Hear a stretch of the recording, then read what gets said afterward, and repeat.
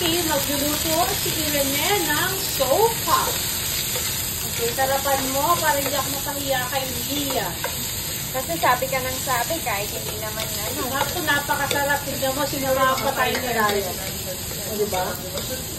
Ayan yung mga ganyan. O, diba? Sinabi ko ba, o? Lagi niyang ina-announce. Pero tignan mo naman, si Ryan mismo nagsabi, o. Yung pagkasabi, dinagdag pa yung manok niya. Ayan. Hindi ko nalalagay yung buto na to, ah. Ilagay, ano yung ilagay? Kasi parang, Baka may hanapin ni Ryan yung manok niya.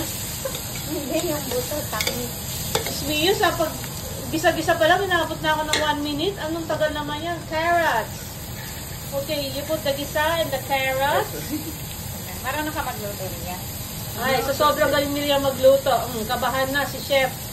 Sino ba yung chef na magaling? Oh, hindi mo alam, Hindi Jeff. ko magaling. Juday, o si Jeff. Si Chef Juday na lang muna. Hindi mo tayo sa artista. Sasabihin ko sana si Chef Ramsey, pero masyado ng high class. Ay, ano mag-international. Dito lang tayo. Dito tayo kay Chef Irene. Puro kakalokohan. May 1 minute na, yan pa lang. O orasan ko sa kung gaano makatagal magluto ng sopa.